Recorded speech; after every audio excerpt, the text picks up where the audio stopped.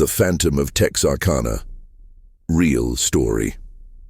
Listen closely and keep one eye on the dark window beside you, because what you are about to hear is not campfire folklore, it is a real story.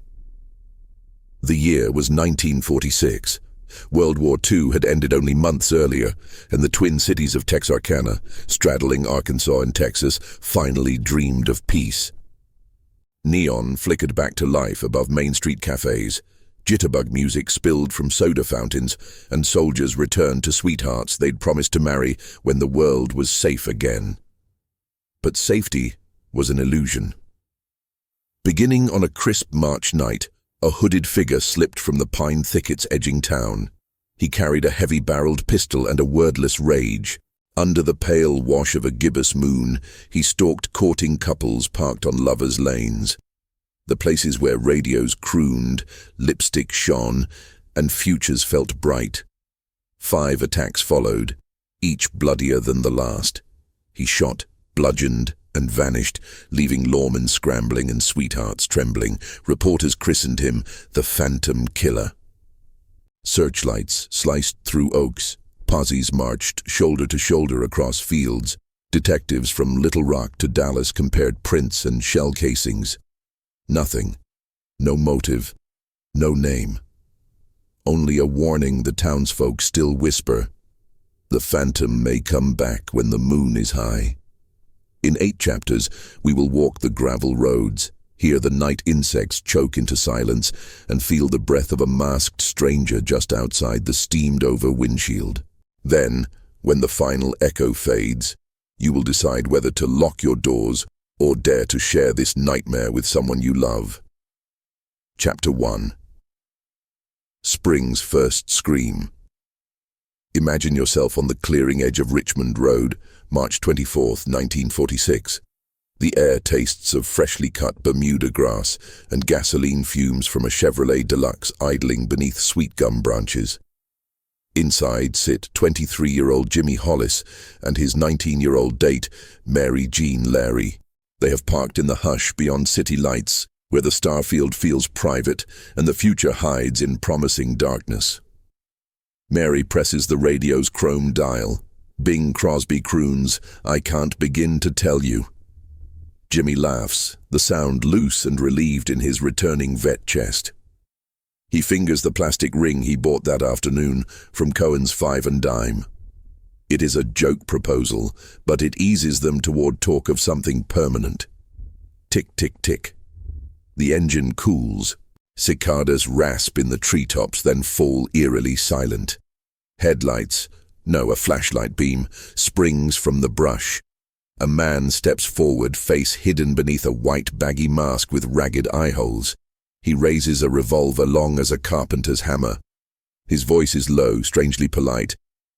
"Get out of the car, both of you." Jimmy's war-hardened instincts flare. He suspects a prank. A fraternity hazing maybe, but Mary trembles beside him. "Do what he says," she whispers. Her hand finds the door handle, slick with anxiety sweat. Outside, gravel needles their souls. The stranger orders Jimmy, "Take off your damned breeches." Jimmy's face burns. He hesitates. Steel flashes. The pistol butt smashes his skull. Crack, splitting the skin like a ripe peach. Mary screams. Blood beads in Jimmy's dark hair, glinting silver under moonlight. The phantom turns to her with a chilling calm. "Run." Barefoot, gown tangling around her knees, Mary flees across the drainage ditch. She hears 2 shots. Thump, thump. Not into the air, but into Jimmy's prostrate form. The phantom pivots, pursuing her in loping strides. Branches whip her cheeks, honeysuckle tears at her arms. Each breath rasps over the taste of copper and fear. A farmhouse appears through the trees like a sanctuary lantern. She pounds on the door. Porch boards creak. An elderly couple appears, astonished at the bleeding girl. They phone police. Sheriff Bill Presley, broad-shouldered and impatient, arrives minutes later. Deputies fan out with hounds, flashlights combing the ditch water for footprints. They find Jimmy alive but maimed. 2 bullets, one lodged beneath his right fifth rib, one grazing his spine. He mutters, he wore a pillowcase.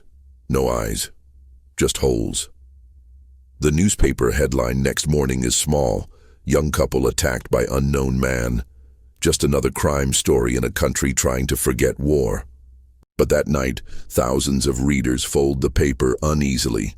Lovers cancel drives, and Texarkana's placid spring air feels suddenly sharpened, as though laced with unseen barbed wire. A town reacts. Hardware stores sell out of deadbolts. Mothers stitch blackout curtains. Army vets volunteer night patrols, slinging M1 carbines across flannel shirts. At the Texarkana Gazette newsroom, cub reporter Lucille Miles begs her editor, "Let me ride with the deputies. I want to see him." The editor shakes his gray head. "Honey, phantoms aren't for seeing, they're for fearing."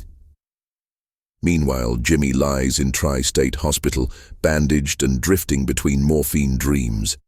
Mary, visited by deputies, repeats her statement. He was tall, 6 feet maybe, eyes hidden, voice deep but young. Investigators chalk the crime to robbery, maybe sexual sadism. They reassure the public it is a one-time lunatic act. The phantom reads the headline somewhere beyond the city line, fingers thrumming the pistol grip. He studies the moon calendar. April will wax full. The blossoming dogwoods will glow like ghost torches around secluded creek bends. He listens to distant train whistles and imagines screams threading between the boxcars. And he waits. Chapter 2. Flowers for the Dead. The calendar turned to Sunday, April 14th, 1946, and Texarkana woke under a sky the color of spilled milk. Dogwood petals drifted onto windshield glass like pale confetti for weddings that would never happen. In a cramped boarding house on Oak Street, 29-year-old Richard Griffin polished his 1941 Ford sedan until he could see his own smile in the curved fender. Across town, 17-year-old Polly-Ann Moore tucked a lilac ribbon behind her ear, humming the Andrews Sisters' Rum and Coca-Cola. They told friends they were driving to a roadhouse for barbecue sandwiches. They did not mention Richmond Road's Lover's Lane. They did not need to. Everyone knew where sweethearts went when they craved music softer than jukeboxes and light dimmer than cafe lanterns.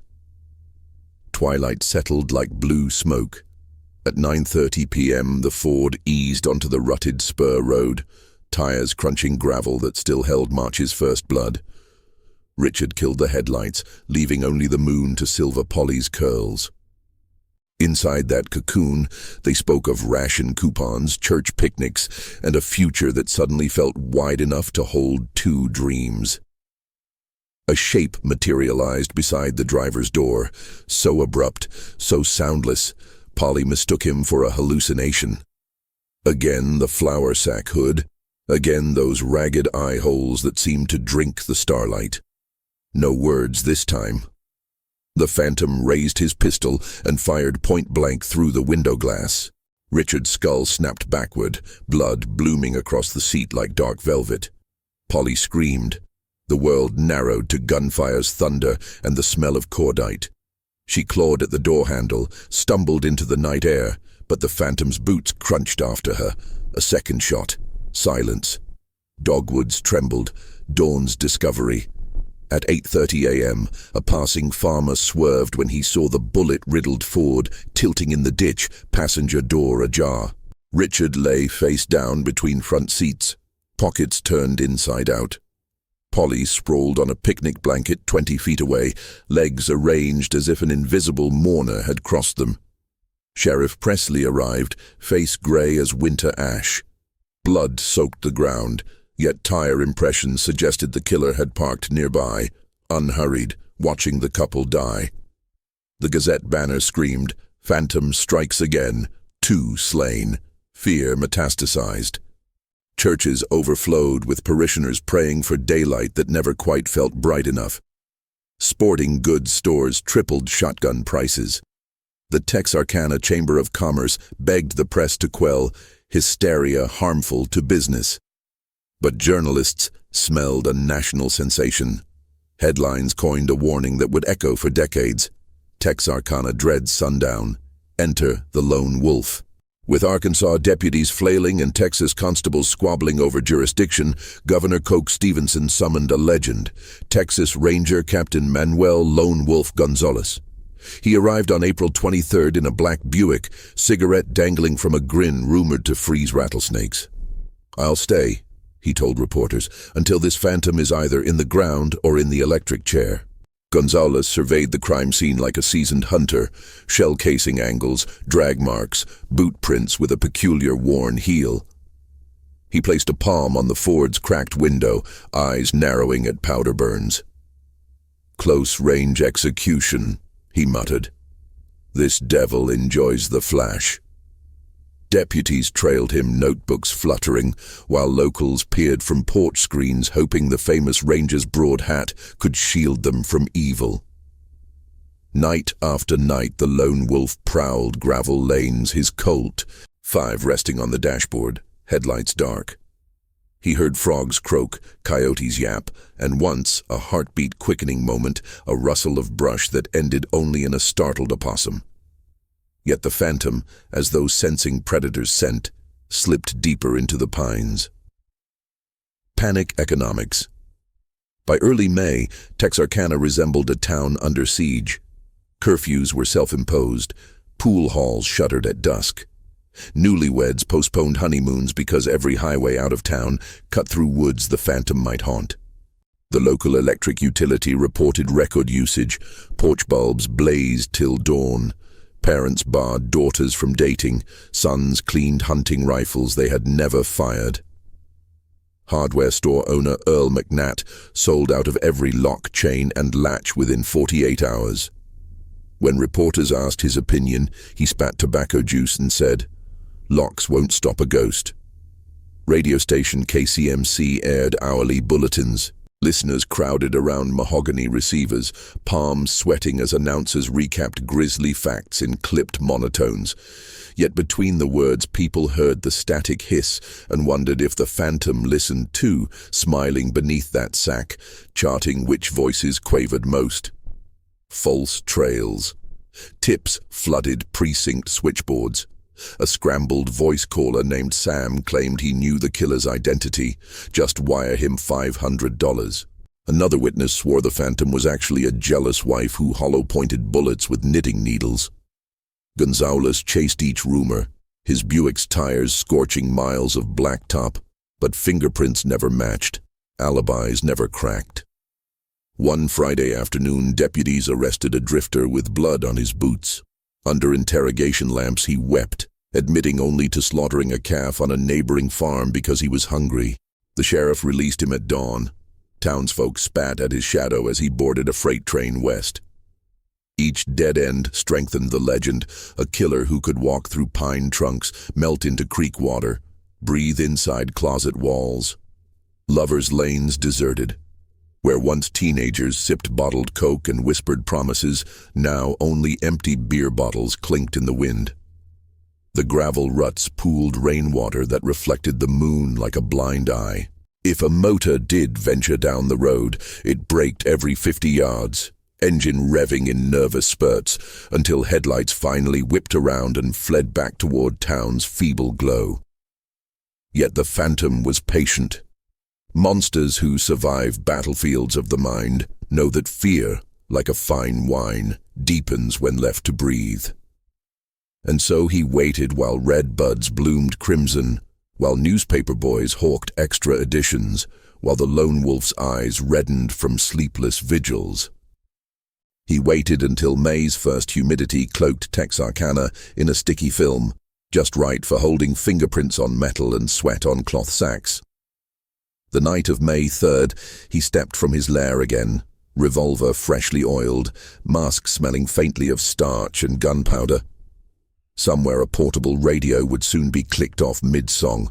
A heartbeat would stutter, and a pistol's flash would paint the inside of a windshield the color of hell, because the phantom understood a secret older than the Civil War battlefield surrounding Texarkana.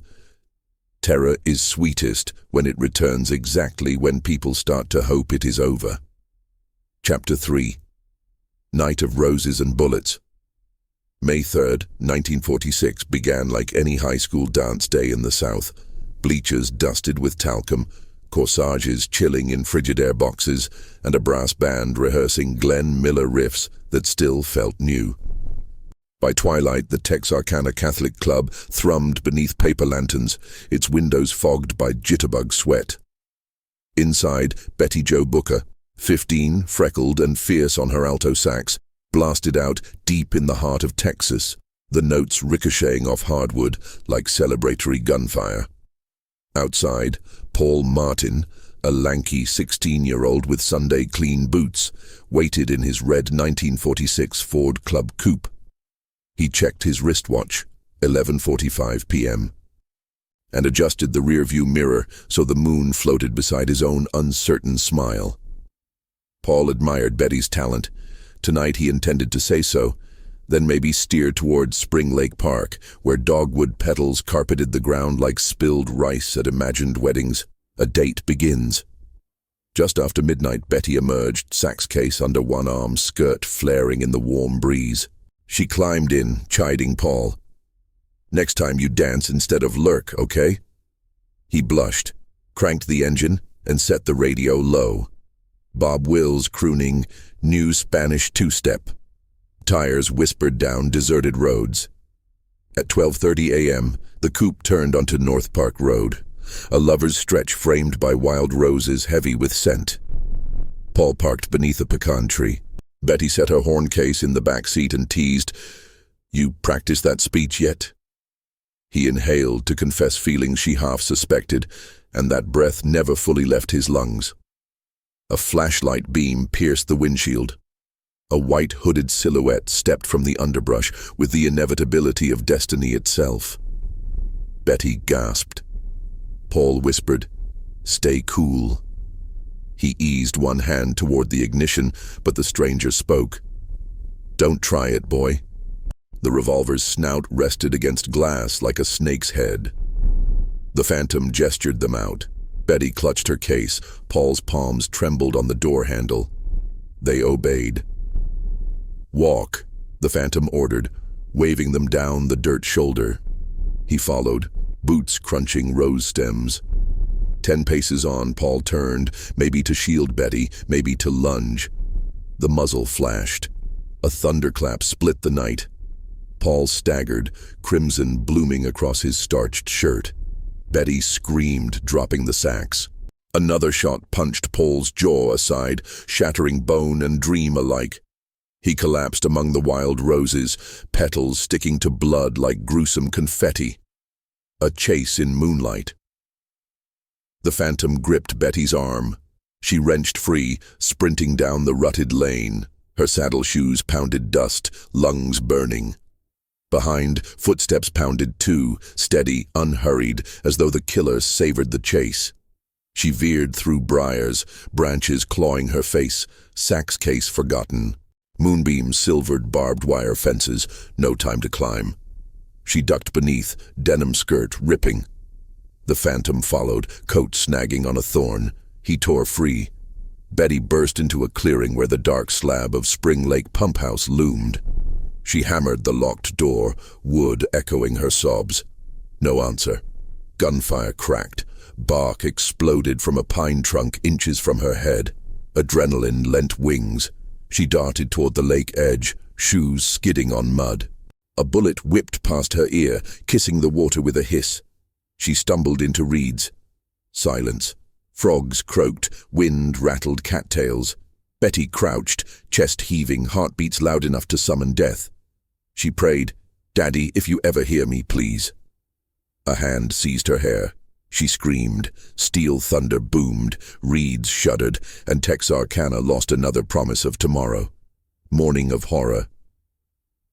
At 6:30 a.m., farmer Old Man Weaver spotted an abandoned coupe near Dove's Nest Curve. The driver's door gaped. Blood pooled on the running board. Sheriff Presley, summoned again, traced blood dribbles 50 yards to Paul's body. 4 bullets. one through the back of his neck, as if the phantom ensured silence forever. A dragnet of volunteers combed the woods. At 11:00 a.m., Boy Scout Troop 76 found Betty's corpse 2 miles away, sprawled beside the pump house, skirt shredded, sax case open like a mute mouth. 2 .32 caliber slugs pierced her sternum in an X that seemed almost deliberate. Reporters' type bars clacked hysteria. Youthful dance duo murdered by phantom. Parents wept in doorways as hearses rolled. Teenagers shredded dance hall tickets, and the phrase "Moonlight murders" lodged like a bullet in the nation's psyche. Lone Wolf versus the legend. Captain Gonzalez arrived at the ford with Texas DPS chemists, dusting every surface. They recovered partial prints smeared by dew, boot impressions size 11, tire tracks of an unknown sedan that had idled behind Paul's coupe. Ballistics matched the earlier .32 casings. "Same bastard," the lone wolf growled, "and getting bolder." He set checkpoints on every road, armed guards at high school proms, and nighttime curfew sirens that wailed like mourning mothers at 9 p.m. sharp. Yet privately, he told Presley, "We can lock every door, but lovers' hearts don't heed curfews." Psyche of a phantom. FBI profiler Dr. Lee Truehill arrived, scribbling on yellow pads. Male, 25-35, sexual sadist, possibly ex-military, derives thrill from power, not theft. He addressed town leaders in hushed tones. The hood isn't disguise, it's ritual. He wants them to fear the unknown. But theories did nothing to stem blood. Fear's butterfly effect. Drugstores reported tranquilizer shortages. Doctors wrote sedative scripts for housewives too terrified to hang laundry after dusk. An enterprising tailor stitched bulletproof blanket coats. They sold out by noon. Car dealers advertised spotlight kits for courting couples. Attach to your Chevy, sweep the woods before kissing. The local florist began placing white roses on diner counters in memory of Betty Jo. By week's end, every bloom wilted brown, unbought, a silent forest of grief. A city at war with shadows. May's second week, Gonzalez staged a decoy operation. 12 deputies in couples' clothing parked along lovers' lanes, radios crackling under gingham blankets. Hours crawled, temperature dropped. At 2:17 a.m., a figure approached decoy car number 4, only a drunk hobo seeking cigarettes. The lone wolf slammed the Buick's steering wheel. "He's too smart," he muttered, "or we're too predictable." Yet predictability was precisely the phantom's next weapon. He understood pattern breeds complacency, and complacency breeds corpses. Prelude to carnage. On May 23rd, the Gazette printed a cautiously hopeful editorial. 3 weeks without a murder, perhaps the phantom has fled. Front porch swings creaked again, jukeboxes warmed, teenagers eyed honeysuckle-lined roads with longing stronger than fear. The phantom read the editorial under lamplight in a shack no one would ever find. He folded the paper, smoothed his mask, and packed fresh cartridges. The moon would wax full by June 1st, a perfect white stage light. Somewhere on the Arkansas-Texas border, fate sharpened its scythe. Chapter 4. The Farmhouse Slayings. June 1st, 1946, slid into Texarkana like a lullaby. Front porch radios crackled with the Friday night Opry, and children chased fireflies across lawns wet with sprinkler dew. In a white-clabbered farmhouse 10 miles north of town, Virgil Starks, a steady 50-year-old welder with grease-scarred hands, settled into his high-back chair. He had just tuned the Philco console to boogie-woogie fever and lifted a copy of the Cattleman's Gazette. In the kitchen, his wife Katie hummed while embroidering initials onto pillowcases for a niece's wedding. A screen door banged as a June breeze padded through. Outside, rows of young corn rattled softly, and the half-moon rose, a sickle of milk in a navy sky. No lover's lane, no getaway coupe, no saxophone-playing teenager. Yet the phantom had always promised escalation, not repetition. The first shot. At 9:55 p.m., a .22 caliber rifle round tore through the parlor window, glass glinting like brittle ice. The bullet bored into Virgil's skull above the right ear. Blood spattered the newspaper headline, "Phantom Lull." Virgil slumped sideways, pipe tumbling and burning a black crescent into the rug. Katie froze at the doorway, embroidery hoops slipping from her fingers. Before screams could rise from her lungs, a second shot shattered the same pain, punching through Virgil's neck. The radio kept crooning. The phantom's silhouette glided outside, rifle barrel poking through torn screen mesh to line up a third. He fired, and the Philco exploded in a shower of vacuum tube sparks, silencing the room with a hiss like a dying snake. Katie's flight. Shards of lead and glass peppered Katie's face. She staggered to Virgil, fingers slicking scarlet across his temples. His eyes stared, unblinking at the ceiling lamp's trembling filament.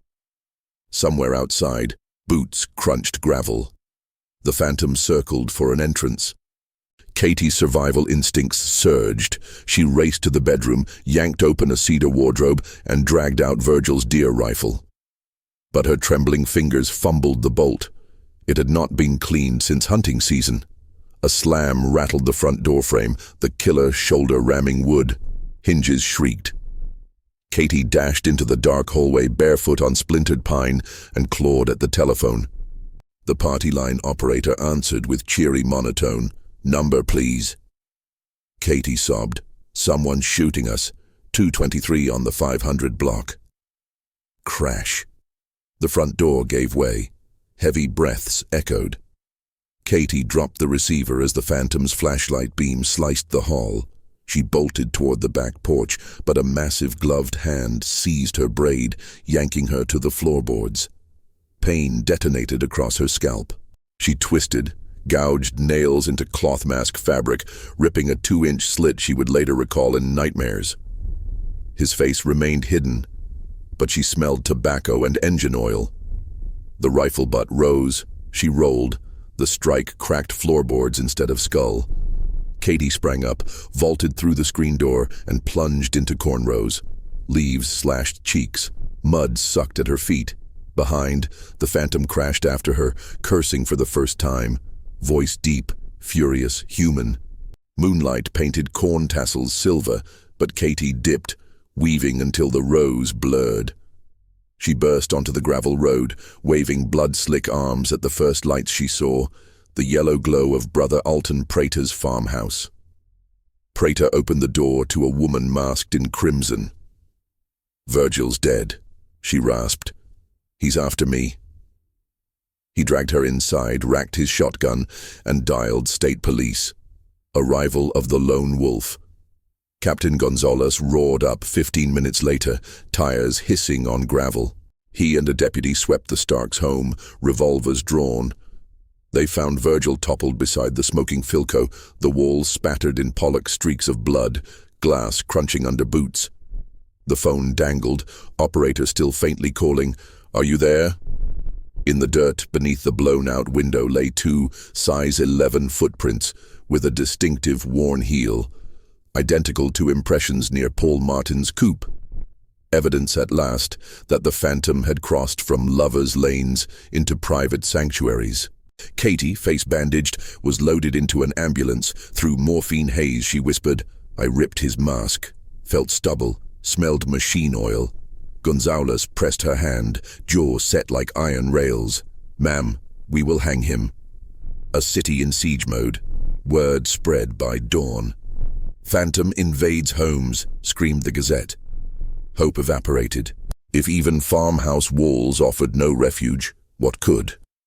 Locals welded steel shutters, strung tin cans on bedroom doorknobs, and installed tripwire alarms made of fishing line and cowbells. National Guard reservists patrolled, rifles fixed with bayonets. The lone wolf commanded a headquarters of 20 investigators, 7 bloodhounds, and borrowed army searchlights that bathed night fields in harsh glare. Sales of .45 ammunition tripled. Priests held midnight masses. School graduations moved to daylight hours. A traveling carnival skipped Texarkana altogether, fearing empty ticket stands. a break or mirage? On June 5th, deputies arrested U.L. Swinney, a 29-year-old car thief whose wife Peggy told police he talked about lovers' lanes and kept a canvas sack in their trunk. Under sweaty interrogation lamps, Peggy babbled, "He did it. He told me he saw the girl's saxophone." But Arkansas courts ruled her testimony spousal privilege. UL, shaking and incoherent, screamed innocence, then pled guilty only to auto theft. Gonzalez believed Swinney was the phantom, yet no rifle, no .32 pistol, no sack emerged in searches. Ballistics? Impossible. The murder weapons remained ghosts. The grand jury balked. UL was sentenced to life for stealing cars. The phantom murders case thus cooled in filing cabinets labeled unsolved. The killings cease. Weeks bled into months without another assault. Some credited Swinney's imprisonment. Others claimed the phantom boarded a freight train west or slipped across the Mexican border. Curfews lifted, dance halls reopened, and porch swings swayed again, though always with one squeaky chain that brought memories of a rifle bolt sliding home. But did he truly vanish? In November 1946, a Texas cotton picker reported a masked man watching him from tree line at dusk. Eye holes glowing in lantern light. Deputies found only footprints with a worn heel. In 1948, a Louisiana newlywed couple was ambushed on a bayou road by a hooded gunman wielding a .32 automatic. Ballistics lost in a flood before comparison. Every few years, another whisper. A sack-masked prowler in Oklahoma, a double homicide in Floridian orange groves with identical shell casings. Captain Gonzalez retired in 1953, never declaring victory. He kept the Starks floorboard, splintered by the rifle butt, as souvenir and reminder. He once told a reporter, voice gravelly, "Monsters don't die, they change zip codes." Shadows lengthen. As decades drifted, the Moonlight murders calcified into legend. Teens tested courage by parking on Richmond Road, daring the phantom to tap the window. Some nights, a prankster in a pillowcase sparked screams and fleeing headlights. On others, nothing, only owl cries and the heavy silence of crimes unresolved. Yet on each anniversary, Katie Starks, hair now silver, phoned the sheriff's office at dusk and asked, "Have you caught him yet?" The answer remained a soft apology. She'd hang up, lock every door, and sit by the radio until dawn, embroidery untouched in her lap, because until a mask is removed, nightmares wear eternal life. Chapter 5. Hunters and Hauntings. The summer of 1946 baked the twin cities of Texarkana beneath a sun so relentless it cracked dirt like split lips. Yet every resident still twitched at shadows, as though the phantom were a creature of heat mirage rather than moonlight. Whispers drifted through diner booths and barbershop queues. Where is he? Who is next? Has he truly gone? The Lone Wolf's War Room.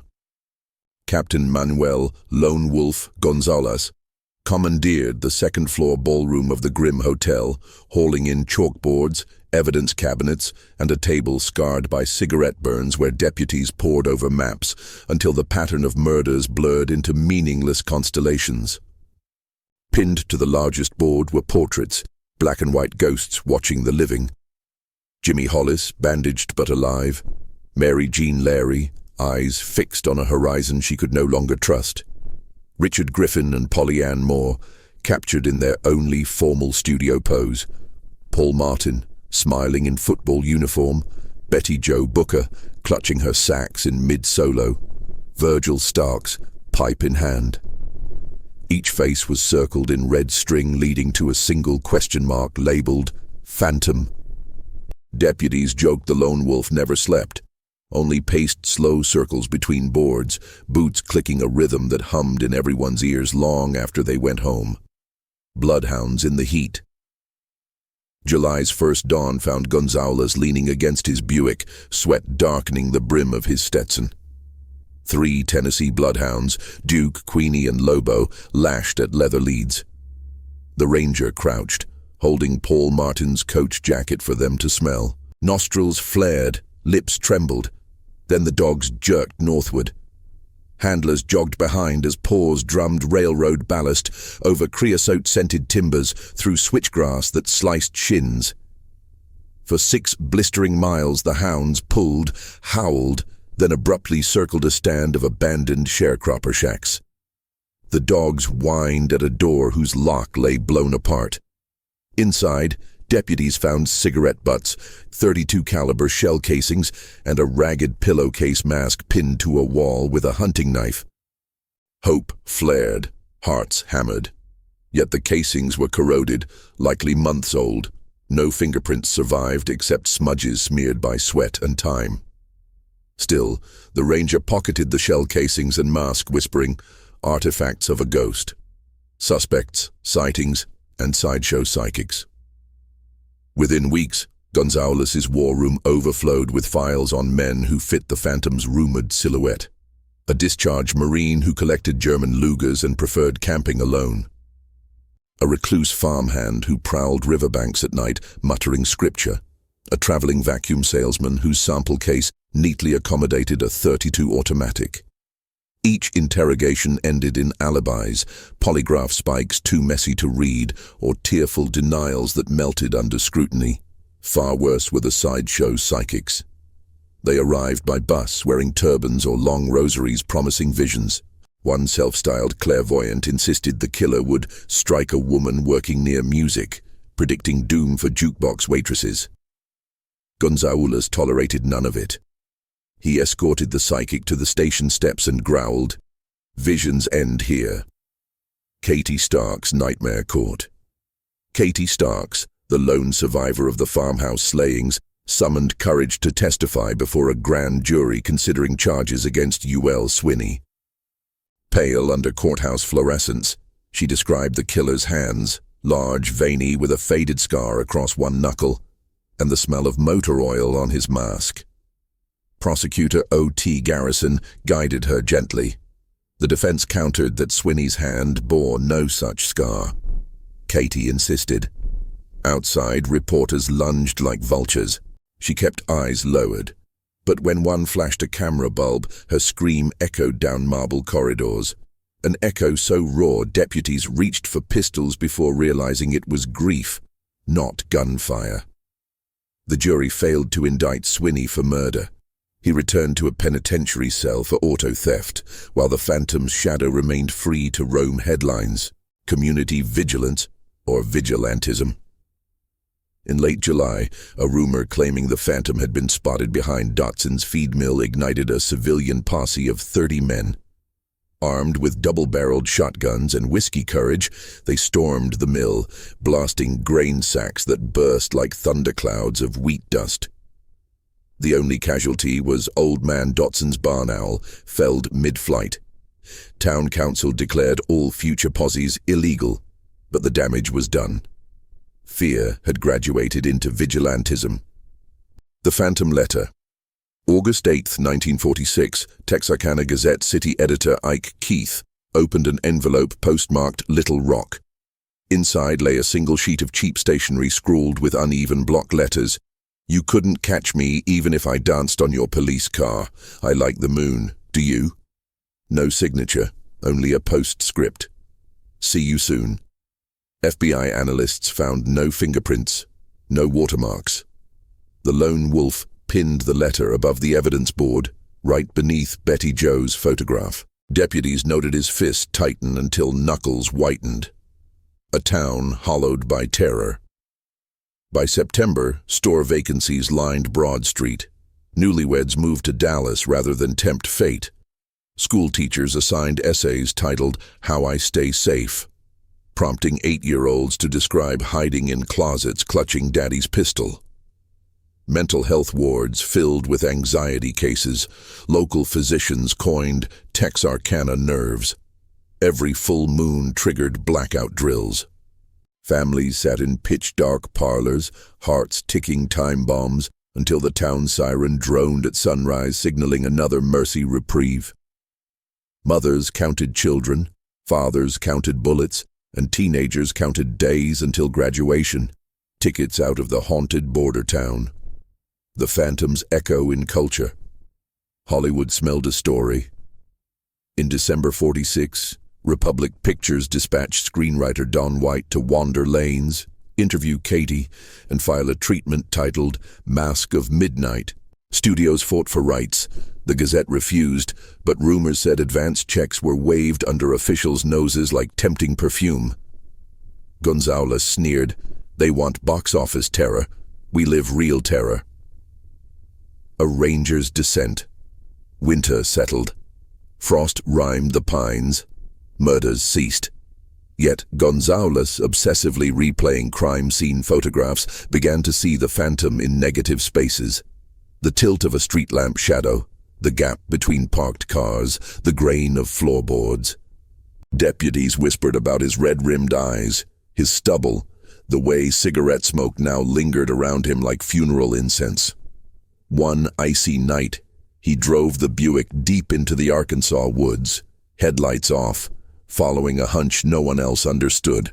Hours later, deputies found him leaning against the Buick bumper, coat dusted with snow, staring at a rusted Model A shell half buried in kudzu. "I thought I'd find him," he murmured. "Instead, I found myself." They escorted him back, engine heater humming against the chill that no longer felt only external. Years fold like paper. 1947, no phantom. But roadhouse jukeboxes skipped whenever .32 caliber casings clattered in patrons' imaginations. 1948, Katie remarried, though sleep still stranded her at 9:55 p.m. each night, reliving rifle blasts. 1950, Jimmy Hollis, migraines now chronic, left town for Houston, never again driving after dark. 1951, Texarkana erected new street lamps on lovers' lanes, yet couples still stayed home. A voiceover's lament. And here, dear listener, you might feel lulled by the span of quiet years. But remember, silence is not absence. It is breath held in a predator's lungs before the next exhale. The phantom, whether flesh or folklore, had stitched himself into Texarkana's collective mind. He no longer needed to pull a trigger to wound them. His legend did the bleeding.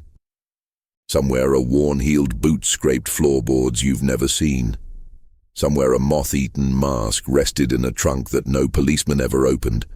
Somewhere a revolver gleamed each time moonlight slid through rafters, waiting, patient, eternal.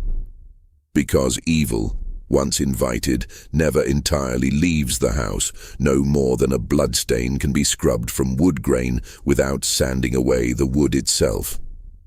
Chapter 6. The town that still dreaded sundown. The calendar flipped to October 1973. A generation passed, the night Katie Starks bled across her linoleum floor. Yet the phantom's echo still haunted Texarkana, like the distant whistle of a train you can't quite locate. Younger residents treated the murders as a half-remembered urban legend. Older ones remembered the way floodlights once painted the pines a ghastly white and locked their doors by reflex whenever moonlight pooled in the yard. A case re-exhumed. Sheriff Jim Donaldson, newly elected on promises to finish what the Rangers couldn't, assigned cold case detective Linda Hart, one of the first women in Arkansas law enforcement, to dust off the evidence boxes stored in the courthouse basement. Cardboard flaps sagged with damp, photographs curled like autumn leaves. But inside lay relics of terror. Betty Jo's cracked Sax reed, Virgil Starks' scorched Philco dial, and the pillowcase mask with its hastily slashed eye holes. Hart spread the artifacts beneath fluorescent buzz, pinning maps over the war room's faded wallpaper. When she reached for ballistics envelopes, a custodian warned, "Those shells bring bad dreams, ma'am." She smiled thinly. Dreams don't kill, people do.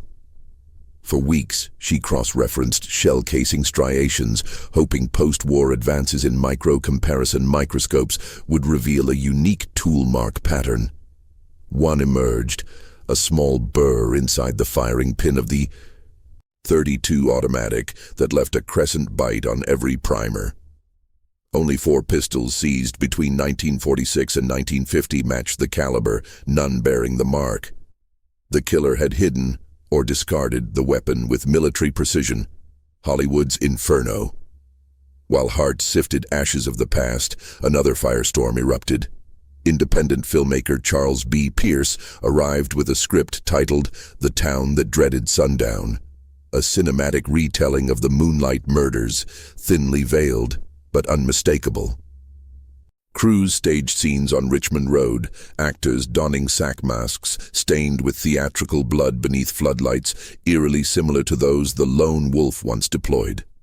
Locals crowded sidewalks, half thrilled, half revolted, watching fictional versions of their nightmares.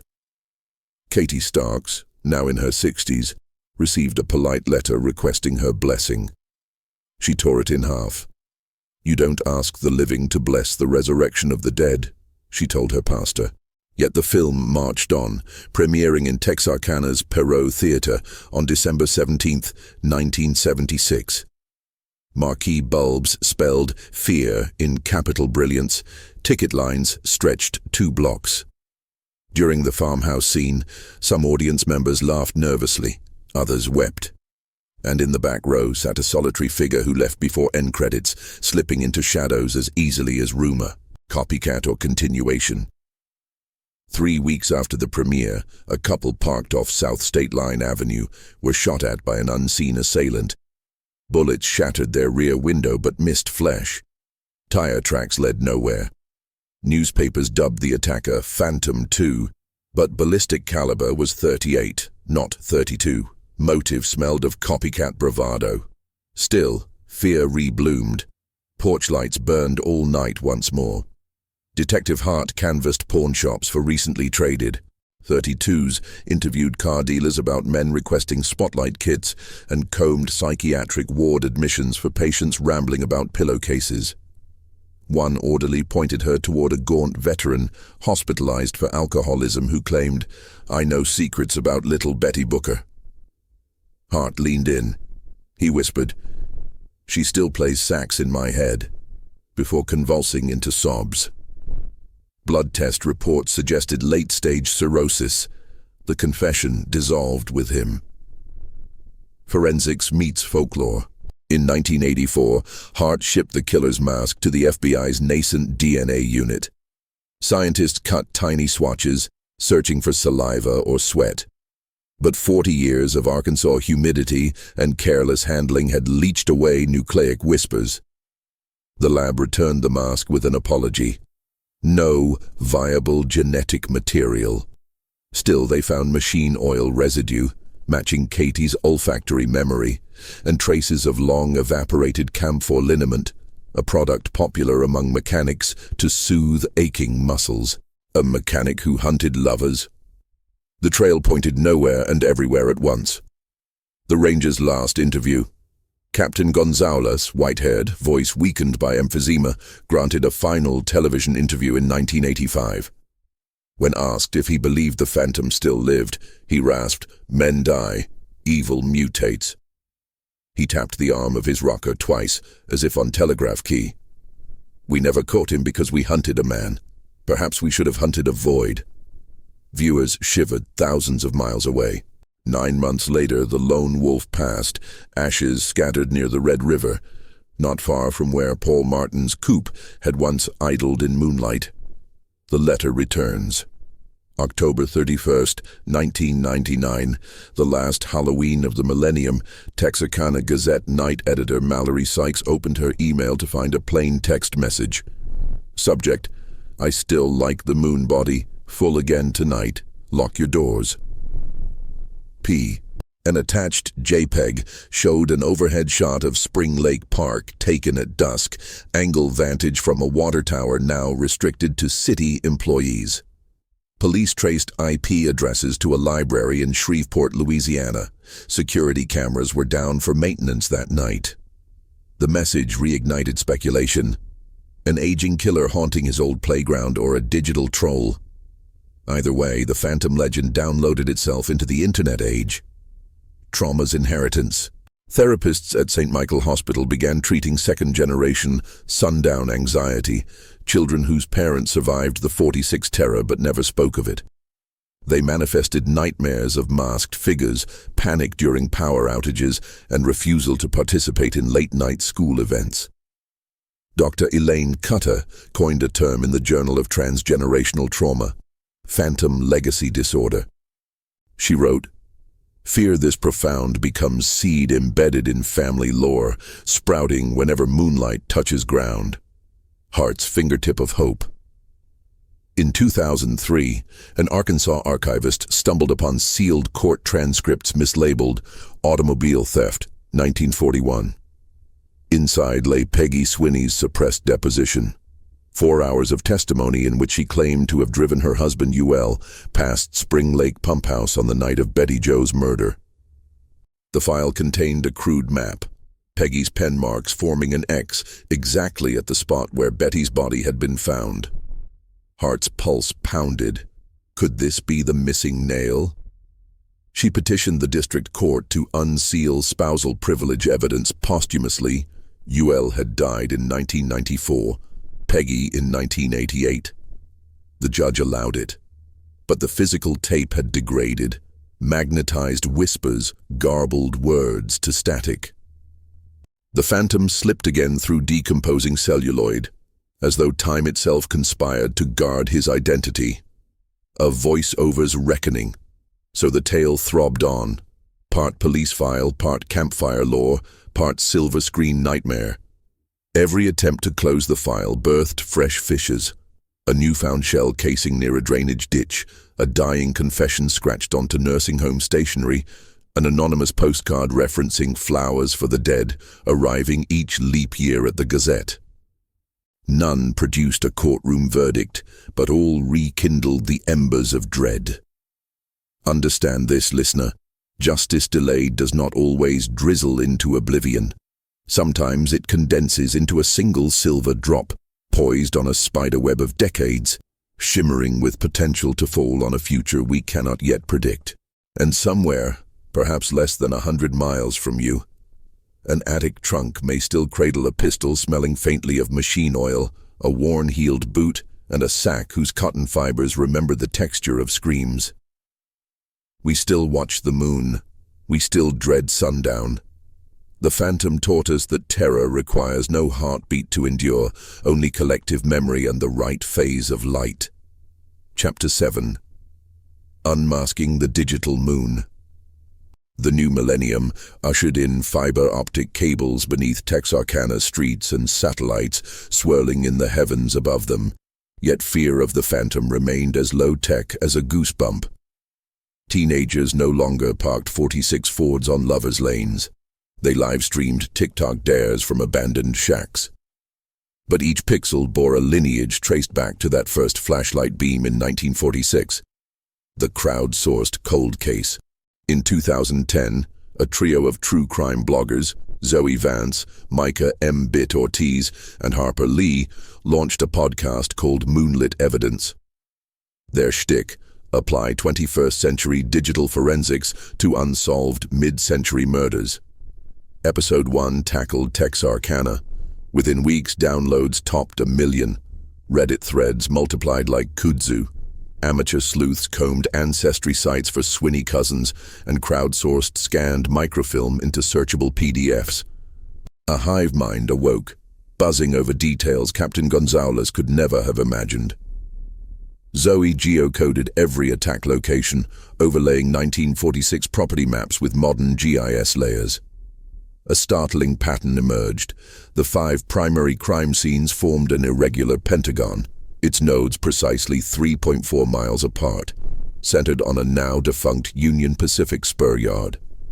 Micah coded an algorithm comparing that geometry to hunting territories of large predators, panthers, coyotes, even human serial offenders. The result? Probability of single territorial anchor point, 87%. The warehouse on Front Street. Prompted by the data, Harper poured through tax archives, uncovering that from 1945 to 1948, a corrugated steel warehouse on Front Street was rented to Stark Machinery and Welding Supply. Records listed a night foreman, Charles A. Pierce, no relation to the filmmaker, honorably discharged Army Ordnance Technician, expert marksman, never married, known for reclusive tendencies. His pay stubs ended abruptly, June 4, 1946, 3 days after Virgil Starks died. Pierce then disappeared into the post-war labor diaspora, rumored to have sought pipeline work in North Texas. The bloggers released the find in Episode 5. Downloads spiked. Family descendants of Pierce received hateful DMs. Conspiracy YouTubers spliced grainy photos of him next to sack-masked actors. Yet in Texarkana, Detective Linda Hart, now captain, felt a tremor of possibility. She ordered a warrant to ground-penetrating radar the warehouse floor, searching for buried evidence. Beneath an inch of concrete, they found only rusted tool bits and a twisted .22 rifle barrel, pitted beyond ballistics use. Still, Micah labeled it smoking iron, and the subreddit flared with triumph memes. DNA's narrow window. That same year, breakthroughs in touch DNA promised miracles from degraded evidence. Hart resubmitted the pillowcase mask's torn fabric to the FBI's mitochondrial DNA lab. Technicians teased 4 partial mtDNA sequences, 2 incomplete for CODIS, but sufficient to exclude 99% of Americans. They compared the fragments against genealogical databases, with warrants and ethical hurdles. A single familial cluster pinged in Grayson County, Texas, Pierce's birthplace. But mitochondrial markers passed through maternal lines. Dozens of distant relatives shared the signature. Hart sighed, a shovel of dirt thrown on a coffin that might be empty. Neon ghosts on the silver screen. By 2014, the Phantom Stories public domain allure birthed a wave of low-budget horror flicks. Phantom, Blood Moon, Sundown 76, Sackcloth. Each colored legend further from fact. Now the killer wielded a machete, or whispered satanic verses, or teleported through shadows. Ironically, the more Hollywood distorted him, the less Texarkana tourists feared Richmond Road. Lovers began slipping out again, snapping Instagram selfies beneath crescent moons tagged, "Ja, brave, not scared." Fear morphed into kitsch. Yet to survivors, kitsch still cut. Katie Starks, wheelchair-bound, kept curtains drawn when film crews toured the farmhouse ruins. She passed in 2016, her final words to a hospice nurse. "Don't let the music stop playing. He waits for silence." A night vision revelation. On March 24, 2018, exactly 72 years after the first attack, Micah Ortiz and a drone pilot named Shay Collins launched a thermal imaging quadcopter over Spring Lake Park at 3 a.m. The plan, live stream a Phantom anniversary hunt. Viewers watched grainy green footage of empty trails lined with budding dogwoods. At timestamp Yo21743, a humanoid heat signature appeared at tree line. Tall, broad-shouldered, motionless. Chat exploded. "Dude, he's back!" The drone zoomed. The figure vanished without temperature trail, as if absorbed by bark.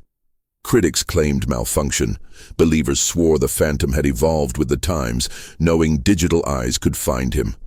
The stream triggered Texarkana police to dispatch cruisers, but they found only boot prints, size 11, tread worn at heel, leading to the water tower ladder. Rust flakes suggested recent use. A maintenance log showed no authorized climb that night. For Captain Hart, déjà vu tasted like blood on the air. Victims' voices rise. In 2020, COVID-19 lockdowns placed millions indoors with headphones, and moonlit evidence resurrected. Zoe, quarantined in her Austin apartment, produced a series titled Every Survivor Speaks. She interviewed Mary Jean Larry, now 84, via Zoom. Mary's voice trembled as she recounted gravel under bare feet, the gun's breath on her neck. "He told me to run," she whispered. "But monsters don't give choices. They only give rehearsals for nightmares." The episode went viral, trending on Twitter. Young listeners wept, comment sections filled with survivors of other crimes, connecting across decades through shared terror. Hart's last card. Captain Hart, approaching mandatory retirement, filed one final motion: exhume UL Swinney's body for DNA comparison. A judge relented after public pressure. On a drizzly dawn in January 2022, gravediggers pried open the vault in Sand Springs Cemetery. Pathologists scraped tooth pulp, extracting nuclear DNA. 2 months later, results landed on Hart's desk. No match to the pillowcase mtDNA fragments. Statistically conclusive, Swinney was not the phantom. She stared at the report, tears hot. 76 years of suspicion had hung an innocent man, at least innocent of these murders. She drafted press releases, then instead drove to Spring Lake Park, parking by the pump house ruins. Wind carried clattering bamboo. Moon sat half full, same phase as Betty Jo's last concert. Hart lit a cigarette, her first in 12 years, and exhaled. What now? The phantom in reflections. That question echoed beyond her. Scholars published papers on how unresolved collective trauma shapes municipal identity. Criminologists used the case in university courses on investigative stagnation. Urban planners cited Texarkana when designing blue light call boxes in remote parks. The phantom, still unnamed, became ubiquitous. And perhaps that is his final victory, to exist everywhere and nowhere, to be the shapeless dread behind every innocent night drive, to keep lovers' lanes lit by dashboard glow rather than starlight. He is no longer just a man. He is a cultural antibody against complacency, a whisper that safety is a story we tell ourselves until headlights flare in the rearview mirror. If you are hearing these words alone in a parked car, window cracked to the cool of evening, take note of the rustle beyond the tree line. It might be wind, it might be raccoons, or it might be the echo of a revolver's report from long ago, traveling on night air like distant thunder, reminding you that history's ghosts walk best after midnight. The phantom's sack may have rotted, his pistol rusted, but the void behind those eye holes endures, hungry for attention. And attention, dear listener, is exactly what we give him every time we peer into darkness, hoping not to find eyes staring back. Chapter 8. Final Echoes at Sundown. The spring of 2025 settled over Texarkana with the lazy sweetness of honeysuckle and humidity, yet the town still wore its scars like old shrapnel under the skin. Neon diners gleamed where roadhouses once stood, and self-driving cars glided along Richmond Road. But some things never changed. The whip-poor wills that fell silent a breath too soon, the way porch lights brightened whenever the moon rose round and fat, and the stories, always the stories, traded in hushes across backyard fences. A scholar in the shadows. Into this atmosphere arrived Dr.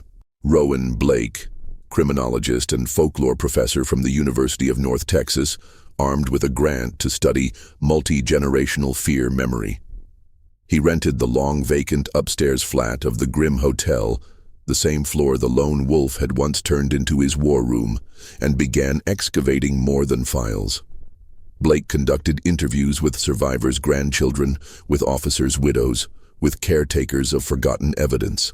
He scanned brittle telegrams into cloud storage, ran linguistic analyses on the phantom letters, and fed police scanner chatter into machine learning models seeking patterns too subtle for weary human eyes. At night, Blake sat on the hotel balcony, notebook open, and listened. Freight trains still howled across the Arkansas line, coyotes still answered, and at the edge of those sounds, he sometimes heard something quieter. The collective inhale of a town waiting, always waiting, for the next footfall in the pine needles. The lost cylinder. One muggy afternoon in May, Blake visited the musty storage loft of the Texarkana Gazette. As dust motes spiraled in sunlight, he discovered a heavy wooden crate mislabeled Print Plates 1952. Beneath yellowed tar paper lay an object no inventory listed. An Edison blue amberol wax cylinder cracked along its rim. Crudely scrawled on the lid in pencil were the words, "Try at dawn, H. Keith."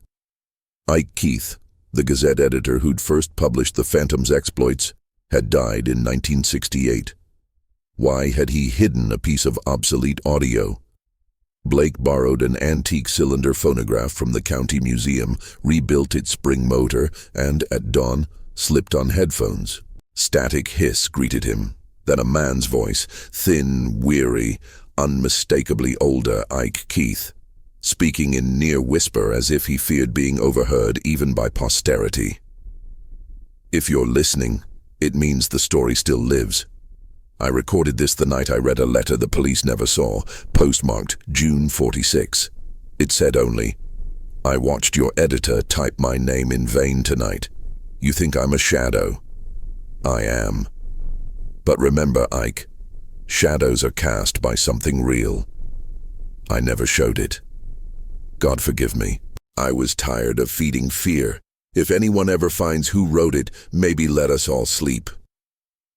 Blake sat trembling. A letter withheld from evidence for fear of spreading fear. He searched Gazette archives but found no envelope.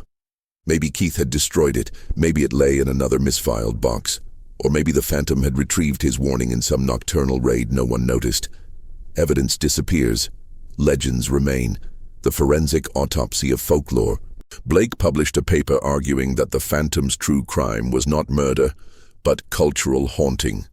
The deliberate crafting of an unsolved myth to weaponize collective imagination. Bloggers debated. Psychologists cited. Yet mothers in Texarkana still drew curtains when dusk bled out. One told Blake, "Theory won't walk you to the garage when the power's out." Captain Linda Hart, now retired, visited Blake's exhibition at the public library. Maps, wax cylinder, photographs. She studied the display, eyes shining with memories sharper than the edges of evidence tags. "Be careful," she advised. "Sometimes the past is hungry. Dig long enough, and it digs back." A night of convergence, June 1st, 2025, 79 years to the minute after Virgil Starks slumped over his newspaper, Blake staged a live stream experiment. 12 4K infrared cameras ringed the old Starks farmhouse foundation. Directional microphones relayed every cricket chirp. Thousands watched online, comment threads scrolling like restless spirits. Blake lectured from a lantern-lit table. We stare at absence, hoping it blinks. At 9:55 p.m., a sudden interference crackled across every feed.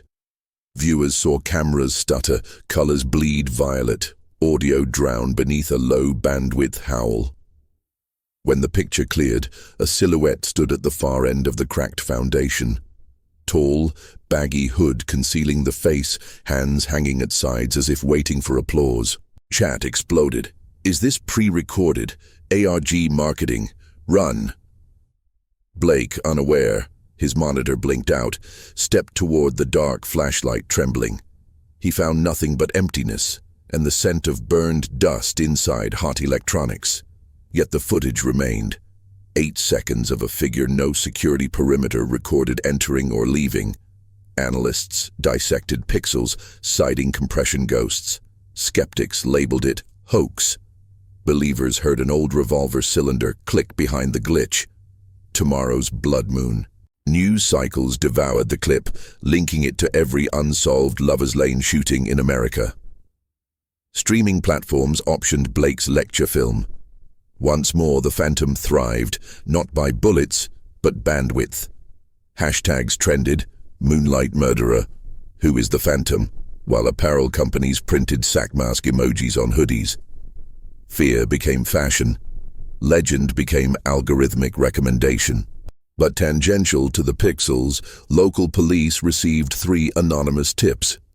Strange footprints behind a high school parking lot, a .32 casing freshly wedged in bark near Spring Lake, a flashlight found on Front Street bench, still warm, its batteries brand new. Each clue fizzled under lab lights, yet each kept a town awake one more night.